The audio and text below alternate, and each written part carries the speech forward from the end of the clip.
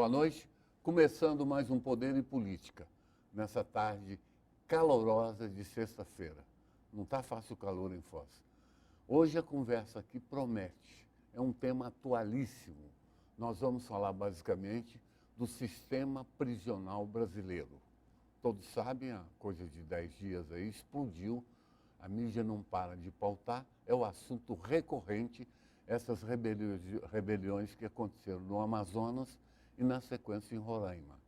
Portanto, eu convidei um especialista em sistema prisional para vir conversar comigo. Ele cuida disso há 4 anos, é um promotor de justiça muito jovem, muito diligente, interessado. Ele é o promotor da VEP, que é a Vara de Execuções Penais aqui de Foz do Iguaçu. Dr. Tiago Lisboa, a quem eu agradeço por ter vindo. Obrigado, Hélio. É uma honra, um prazer para mim, mais uma vez, voltar aqui ao seu programa e falar para o teu público, né, você que tem uma audiência muito grande aqui em Foz e região, e tratar desse tema, né, que sai ano, entra ano, sempre é um assunto muito recorrente. Sem dúvida. E agora com muito mais razão, né? Sem dúvida. Eu vou começar um pouquinho fora desse assunto, mas nós tivemos aqui nas últimas horas uma decisão da juíza da VEP, doutora Zanin, né? Onde ela despachou sobre essa questão polêmica de temos 5 vereadores presos no cárcere e ela despachou no sentido de que eles tomem posse. Nós sabemos que nada chega no juiz antes de passar pelo Ministério Público. Vai ao promotor, o senhor despacha e manda para ela. O senhor despachou nesse caso? Foi até bom você tocar nesse tema, porque é importante a gente fazer uma distinção que acho que não está sendo bem vista ou aceita de forma clara essa distinção. Por favor. O que foi decidido na execução penal foi simplesmente a autorização para que os presos saíssem da unidade, esses 5 presos saíssem da unidade e fossem à Câmara de Vereadores para tomar posse ou não. A juíza da execução penal não deliberou, não determinou que eles tomassem posse, entendeu? Então, assim, a Lei de Execuções Penais prevê os casos de saída da unidade penitenciária. Nos casos que a LEP estabelece de forma taxativa, o diretor da unidade pode fazer essa autorização de saída. Mas existem situações que o preso precisa sair da unidade que não está previsto na lei. E aí quem tem que decidir é o Poder Judiciário. Nesse caso, não há previsão na Lei de Execuções Penais de que o preso saia para ir à Câmara de Vereadores tomar posse ou não. E aí essa questão veio até o Poder Judiciário e foi autorizado que eles saíssem, autorização de saída do estabelecimento penitenciário para que fossem à Câmara. A juíza não determinou que eles tomassem posse ou não. Muito bem então, colocado, muito bem colocado. Essa questão não está sendo tratada de forma muito clara. Eu tenho percebido e ouvido muito na imprensa e redes sociais pessoas dizendo que a VEP autorizou eles tomarem posse. Não é isso, não então. é isso. Muito esclarecedor esse ponto que o senhor acabou de colocar, porque até eu também não sabia. Eu espero que quem esteja nos assistindo sinta-se confortável com a explicação. Em suma, o que a VEP autorizou foi que ele saísse do sistema penal e fosse até a Câmara. Exatamente. Fazer lá o quê? Exatamente. É problema da Câmara. Problema da Câmara. Da presidência da mesa, não é isso? Se o presidente da Câmara está lá ou não, se quem deu posse para o vereador foi o servidor ou não. Isso não é a questão da VEP. Isso Muito não é bem questão da colocado, VEP. doutor. Exatamente. Então passamos essa parte e vamos agora para a segunda parte, que vai entrar propriamente dito no sistema prisional. Vamos começar analisando em Foz do Iguaçu. Aqui nós temos quantos presos hoje sob a guarda da Justiça? Nós temos aqui, Hélio, 4 unidades penitenciárias. Nós temos a PF1, que é uma unidade penitenciária estadual com presos federais, que lá nós temos quase 500 presos. A PF2, que é uma unidade para presos condenados estaduais, temos próximo a 1.000 presos, 900 e alguma coisa. Já estamos em 1.400. 1.400. Cadeião? Cadeião tem 400 presos, mais ou menos. 1.800. E tem o CRESF, que é a penitenciária feminina, que tem cerca de 250 presos. Somando, nossa... Dá provavelmente 2.000 presos, em torno de 2.000 presos. Imaginei que fosse mais. Em torno de 2.000 presos. 2.000 presos. Como é que está, nessa altura do campeonato, doutor Tiago, o sistema penal que o senhor acabou de elencar? Ele está... existe perigo de acontecer o que aconteceu lá no Norte e Nordeste aqui, em Foz? Nós vimos, todo mundo vem acompanhando isso pela imprensa, cenas lamentáveis que ocorreram há dias recentes. Né? Esse risco, por óbvio, que existe toda a unidade penitenciária. Nós vimos aqui no estado do Paraná, recente em Cascavel, houve uma rebelião. No norte do estado também nós tivemos problema em Londrina, já tivemos problema em Maringá.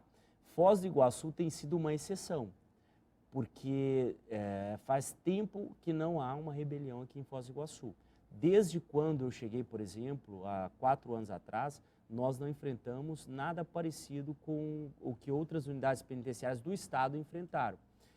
Muito disso decorre, é mérito do trabalho que os diretores das unidades desenvolvem e, sobretudo, da forma como nós lidamos ali na VEP, na Vara de Execuções Penais, com os processos dos presos. A gente procura atender o direito do preso de forma pronta, imediata. Tanto que nós, hoje, eu não sei se é do teu conhecimento, Lucas, todo o processo de execução penal hoje em Foz do Iguaçu e no estado do Paraná, ele é informatizado. E isso já permite uma maior celeridade dos processos. E nós estabelecemos aqui em Foz do Iguaçu, a doutora Juliana Zanin, que é a juíza da VEP, ela foi precursora, junto com o juiz de Curitiba, nesse projeto. Estabelecemos um projeto aqui de que, quando o preso adquire o prazo para progredir ou para o livramento condicional, ou seja, tem o tempo do benefício, imediatamente esse processo vem até o Ministério Público, depois vai para o juiz e ele é decidido na hora. O preso não fica nem um dia a mais, nem um dia a menos. Então, isso influencia em muito na calmaria que a gente vem percebendo nas unidades penitenciárias de Foz. Obviamente que o risco de rebeliões sempre existe. Sim, sem dúvida. Bem colocado. Vamos a outra coisa. As chamadas audiências de custódia, que foram já implantadas aqui em Foz, e está se estendendo para todo o país. Né? Aquele tratado lá de Porto Rico, na sua opinião, aqui em Foz, elas cumprem com o seu objetivo, estão sendo realizadas a contento? Sim, estão sendo realizadas a contento. Você pode explicar para quem nos assiste o que é a audiência de custódia? A audiência de custódia, basicamente, ela surgiu no ano passado, tá? Com base, você bem citou, num pacto de São José da Costa Rica. E o CNJ é o precursor, né, no Brasil da audiência de custódia, foi quem trouxe a ideia para o Brasil e essa ideia foi encampada pelos tribunais. E hoje as audiências de custódia vêm sendo realizadas diariamente aqui em Foz do Iguaçu. Basicamente é o seguinte: o sujeito é preso, seja em flagrante ou seja em cumprimento de ordem judicial de preventiva temporária, ele imediatamente deve ser apresentado a um juiz, promotor e advogado ou defensor público. Isso permite aferir a legalidade, as condições em que aquele preso foi custodiado. Se não houve excesso policial, eventualmente excesso, enfim. Então, assim, o objetivo da audiência de custódia, e isso já acontece em vários países, é você apresentar imediatamente o preso. Em 24 à horas, autoridade, de preferência. Exatamente. Tem prazo, doutor? Pode ser 24 horas. O que acontece aqui é que o preso ele é apresentado imediatamente, no máximo no dia seguinte. Exatamente. E eu acho uma iniciativa, eu particularmente, sou um observador, como observador, acho que foi um avanço. Teve alguns segmentos da polícia que não gostou, mas é aquela velha coisa. Nem sempre todo mundo gosta da mesma coisa, né? Exatamente. Mas está funcionando e é tanto melhor. Doutor Tiago, a questão do... Vamos aproveitar o senhor ao máximo aqui. A questão da prisão especial. A OAB diz lá nos seus códigos lá que o advogado quando no exercício da profissão, preciso deixar isso patente, porque tem advogado que se forma e vai cuidar de outra coisa. Exatamente. E às vezes é preso e requer o benefício da prisão especial, mas não está advogando. O STJ em Brasília já tem súmula dizendo que nesses casos não se reconhece o direito. Tivemos um caso aqui de uma vereadora, que é advogada e vereadora, foi presa, ficou um período no cadeão, e depois a VEP, eu acredito que foi vocês da VEP, né? Despachou para que ela fosse numa sala do Estado-Maior da PM. Isso é previsto, doutor? Tem previsão legal expressa no Estatuto da OAB. Embora questionável, né? Hoje em dia, sobretudo, a gente discute tanto questão de, por exemplo, acabar com prerrogativa de foro para a classe política ou demais agentes políticos, a gente não pode aceitar mais esse tipo de privilégio, entre aspas, né? Embora seja uma prerrogativa, é tratado como uma prerrogativa do advogado previsto no Estatuto da OAB. E segue cumprindo a risca. Exatamente, tem que ser cumprido. Né? Mas não deixa de ser, eu acho também, eu mesmo quando for prever, eu particularmente acho também que nesse país que a gente quer tornar mais igual, exatamente, sou até de uma forma esdrúxula, né? Exatamente. Eu até raciocino da seguinte forma, o cidadão que faz uma faculdade e se forma em Direito, ele é o que menos deveria delinquir. Exatamente. Porque ele é uma pessoa esclarecida. E quando delinque, é preso, recebe um tratamento diferenciado daquele analfabeto que não tem um alcance cultural dele. Exato. O senhor vê dessa forma também? Com certeza. Agora, quem tem curso superior, temos também um caso, 2 ou 3 casos de presos da própria Câmara, vereadores, que tem um que tem 2 cursos superior, o outro tem um, que não são na área de advocacia, de outras áreas, eles têm o direito ao regime especial também? Na verdade, esses outros presos... Por exemplo, engenheiro está preso. Ele tem prisão especial? Não tem. Ele, na verdade, assim, o que acontece... Sala especial, não. Só para a OAB. Essa sala de Estado Maior, só para a OAB. Que é essa expressão utilizada, é para a OAB. Os outros não. É o que tem previsão no Estatuto da OAB. Os outros têm um tratamento diferenciado pelo fato de ter curso superior. Geralmente eles são segregados, separados da massa. Separados da massa, exatamente. Que não deixa de ser um privilégio também. Também. Aí voltamos àquela análise que eu acabei de falar. Engraçado, eu fico fazendo entrevista aqui, eu quero falar mais do que o entrevistado. Uma mania que eu tenho. Doutor Tiago, é dessa forma, então, né? Exatamente. Ele tem, é igual eu falei anteriormente, é um tratamento que a lei prevê e que é incompatível nos dias de hoje, sobretudo com o princípio da igualdade, a nossa ideia de Estado democrático de direito. Sem dúvida. Eu estou conversando com o promotor da VEP, Tiago Lisboa. Vamos fazer um pequeno intervalo e voltamos no segundo bloco.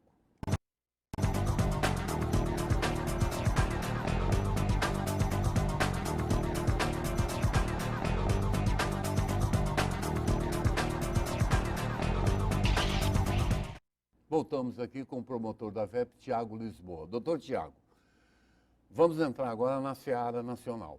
Explodiu o caldeirão do diabo lá no Amazonas. Nunca se viu uma coisa daquela. Aquelas coisas que o Estado Islâmico fez lá com 10 presos, decapitando, perto do que se viu ali naquele presídio de Manaus, é fichinha. Uma coisa de estarrecer. Tanto é que o Papa se pronunciou. Sim. O mundo todo ficou. A ONU, a Human Rights, né, um organismo internacional, todo mundo se posicionando, que foi a coisa bestial. E agora eu quero a sua opinião. O ministro da Justiça aqui não sabe mais o que falar. O presidente da República levou 4 dias para se dar conta da gravidade.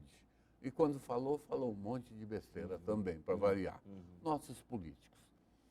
Na sua opinião, o que levou aquela situação extrema a acontecer, doutor? Na verdade, é uma série de fatores, né, Lucas? O primeiro fator, que é a causa imediata que se apurou e que se levantou, é que houve uma briga, divergência de facções ali. É uma facção do norte do país com outra facção do estado de São Paulo. E isso gerou, com essa briga de facções, gerou todas essas cenas lamentáveis que nós vimos. Mas nós temos que analisar as causas anteriores, né? Infelizmente, o poder público, a classe política, só foca os olhos para o sistema penitenciário carcerário quando acontece esse tipo de fato. Assim, nós temos um problema muito sério, que é a falta de investimento no sistema penitenciário. Existe um ditado que diz que preso não vota e investir no sistema penitenciário não dá voto. Isso é uma máxima que tem muito fundamento. Então, quando acontece esse tipo de evento, de acontecimento, é que se foca os olhos para o sistema penitenciário. Nós precisamos de investimento, precisamos criar vagas no sistema. Hoje, nós temos contingenciado do Fundo Penitenciário Nacional, não sei se você sabe disso, mais de 8 bilhões de reais para fazer caixa para o Estado. Esse dinheiro está parado e é dinheiro vinculado ao sistema penitenciário, mais de 8 bilhões de reais, e não é gasto. Então, assim, esse dinheiro poderia ser utilizado para a construção de novas unidades penitenciárias, para modernizar o sistema penitenciário, para humanizar o sistema penitenciário. E, infelizmente, isso não acontece. E assim, uma outra questão fundamental é o seguinte, a criminalidade tem aumentado, isso é fato. O Brasil é um dos países mais violentos do mundo, mais de 60 mil homicídios por ano.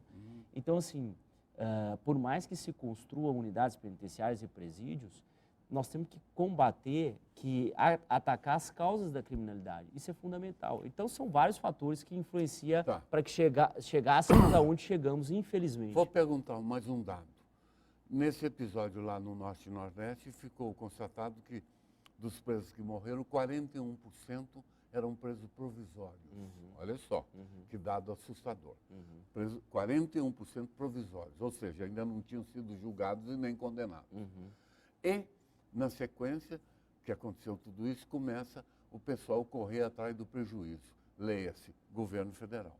E foram aqui e acolá e agora descobrem, por exemplo, ontem eu vi esse dado, um cidadão que está preso há 10 anos lá, numa dessas prisões, que já poderia estar fora. 10 anos. Cumpriu a pena e estava esquecido lá. Outras 2 mulheres estão presas há 6 anos sem julgamento. Eu pergunto ao senhor, aqui nesses quase 2 mil presos que nós temos em Foz do Iguaçu, existe a possibilidade de alguém já ter cumprido a pena e continuar no sistema carcerário? Veja bem, cumprido a pena é praticamente impossível. Sim. Se ele cumpriu a pena... Ele vai embora. Exatamente. A partir do momento que o sujeito cumpriu a pena, se ele estiver preso, porque o que acontece... É o computador. Exatamente. É praticamente improvável que o sujeito termine a pena preso, porque o sistema é progressivo. Exatamente. Isso. Pode acontecer que ele termine preso quando o sujeito não tem bom comportamento, enfim, quando é um preso muito perigoso, que o exame criminológico aponta que ele não pode sair. Às vezes ele termina o término da pena na unidade penitenciária. Ele sai, ele tem que sair. Ali extingue a pena dele. Doutor, as facções. Agora, desculpa, só te interromper. À vontade. Você tratou dessa questão de presos provisórios. Hoje, nós temos aqui em Foz do Iguaçu 4 varas criminais. E praticamente assim, o tempo médio para se condenar um preso aqui em Foz do Iguaçu é algo de 4, 5, no máximo 6 meses. Então, assim, os juízes que atuam nas varas criminais aqui são extremamente cuidadosos, diligentes. Então, o sujeito não fica mais que 4, 5, 6 meses... Sem ser julgado. Sem ser julgado. É a tal do vai para o juiz... Como é que réu preso. Exatamente. O problema que às vezes nós temos percebido, que às vezes acontece do sujeito ficar preso provisório por mais tempo do que esse período de 4 ou 5 meses, às vezes são presos de outros estados que caem presos, que vêm para Foz, preso por mandado aqui em Foz de outro estado, e quem tem que julgar a ação do cara exatamente. Isso é um problema que nós temos que Nós já estamos quase terminando, aproveitar ao máximo a sua experiência no assunto. Uma coisa que está muito em discussão agora, isso é coisa nova no Brasil, não está na lei, e eu não sei por que a OAB não se pronuncia. A tal da condução coercitiva.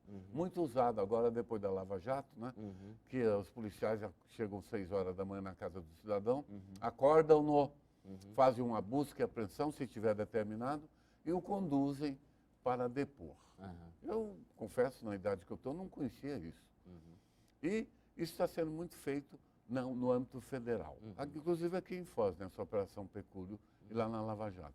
Pergunta ao senhor, no sistema judiciário estadual, está acontecendo isso também? Tem acontecido. A coercitiva?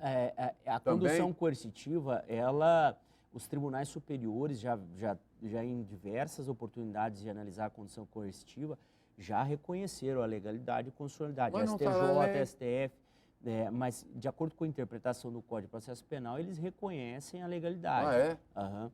E no âmbito da Justiça Estadual, em algumas operações do GAECO, já surgiram casos em que se fez necessário. Por óbvio, a condução coercitiva é uma medida extrema e ela Sim. tem que ser adotada naqueles casos excepcionais, tá? Mas não é sempre assim. Na- Às vezes o cidadão mora 30 anos no mesmo lugar, é um comerciante exatamente. conhecido, e vai sob vara. Porque O senhor já pensou nessa hipótese? Sim, com certeza. É. Tanto que não são todos os casos em que o sujeito é intimado para prestar declaração que ele é conduzido. A questão da condução, muitas vezes, é que a prova ela precisa ser produzida naquele momento. De imediato. De imediato. Aham. Então, você faz a busca É. ou Entendi. você determina a prisão de determinada pessoa e conduz outra para que a prova seja produzida ali, naquele Tá momento. bom. Então, são situações Entendi. excepcionais. Muito bem. Eu não tinha pensado nessa hipótese. Aham. A necessidade da investigação rápida, no Exatamente. calor Exatamente. daquele flagrante, daquilo. Entendi. Doutor, outra coisa que eu gostaria de aproveitar o senhor e saber aqui, é tanto assunto, falamos da condição coercitiva, o sistema penal aqui, sim, chegamos lá. Nesse caso lá de Manaus, Manaus propriamente, soube-se que as penitenciárias que rebelaram eram terceirizadas. A tal da PPP, né, que está muito em moda, parceria público-privada. O senhor acha que é uma solução, porque o Estado está sempre de pires na mão, diz que não tem dinheiro. É uma solução privatizar o sistema penitenciário, como fez em Manaus? Na verdade, se o Brasil soubesse levar a sério essas questões, com certeza seria uma solução viável, razoável. Mas o que a gente percebe, e o que aconteceu em Manaus tem demonstrado isso, e as investigações preliminares já vêm apurando, que sempre há algum tipo de desvio nessas parcerias público-privadas. Então, o sujeito contrata uma empresa privada, o poder público contrata Que uma empresa ajudou privada, na campanha. que ajudou na campanha Caso de para Manaus. gerir. Exatamente. E geralmente o que acontece? Se o Estado vai gerir o sistema por ele mesmo, um preso vai custar em média 2.000, 2.500 por mês, o Estado vai pagar mais do que isso para essa empresa. Enfim, então isso é uma realidade que infelizmente acontece muito no Brasil. Caso fôssemos levar a sério, a parceria público-privada seria uma solução razoável. Se não fosse o vírus da corrupção. Exatamente, embora eu tenha algumas reservas em Por relação exemplo? Porque eu acho que a questão da segurança penitenciária é uma área que envolve a questão até de segurança nacional. Sim. Então, são áreas que o poder público não pode delegar. A segurança, a educação, a saúde. Sem dúvida. E a política penitenciária se enquadra nessas áreas em que, na minha opinião, são de difícil delegação. Muito bem. Você pôr o particular lá para gerir e administrar o sistema penitenciário. Outra questão que eu vou levantar. O preso, quer seja estadual ou federal, a incumbência de cuidar dos detentos no país é da União, leia-se governo federal, ou dos estados? Veja bem, tem que estabelecer uma distinção. Quando se tratar de um presídio estadual, ainda que o preso seja um preso federal, como acontece muito aqui em Foz do Iguaçu, na PF1, é um presídio de segurança máxima estadual, mas que metade dos presos são presos federais. Certo. Nesse caso, quem vai gerir, administrar o sistema é o Estado. Sim. Se for uma unidade penitenciária federal, quem vai gerir... a União. Exatamente. Só que lá na Constituição... Agora, assim, por óbvio, igual eu tratei no bloco anterior, existe recursos que estão vinculados, que são recursos do Fundo Penitenciário, penitenciário, que quem administra é a União. E a União deveria, na administração e gestão desses recursos, em parceria com os estados, prover meios e formas de melhorar o sistema penitenciário. Muito bem colocado. Doutor, só para... Estamos quase terminando. Nós somos o quarto maior país que tem presos nas cadeias, né? Acabou. Primeiro, os Estados Unidos, China, Rússia e Brasil. E não para de prender. Não para. Mais de 600 mil, né? Eu queria agradecer ao senhor. A sua vinda é sempre muito proveitosa, esclarecer a população, a quem nos assistiu. Foi muito útil. O senhor esteja à vontade para as suas considerações finais. Bom, Hélio, eu queria agradecer mais uma vez a oportunidade de falar aqui para o seu programa, de estar contigo, de falar com o seu público. Espero de alguma forma ter contribuído para esse discurso, esse assunto que anda tão em voga, né? Um tema recorrente. E gostaria de dizer para o seu público, para a população de Foz do Iguaçu, que nós estamos lá, eu estou lá na Promotoria de Justiça, na 12ª Promotoria de Justiça, e qualquer fato relacionado ao sistema penitenciário, alguma denúncia, algum fato envolvendo um preso, ou eventualmente um familiar que tem interesse, as portas da promotoria estão sempre abertas e estou lá à disposição de todos para atendê-los, tá? E gostaria, por fim, mais uma vez aí, de agradecer o convite e quem sabe numa próxima oportunidade, aí, em breve, a gente volta a conversar. Com certeza, Tá bem? será um prazer. Obrigado. Este foi mais um Poder e Política. Tenham todos um bom final de semana. Vou ficando por aqui.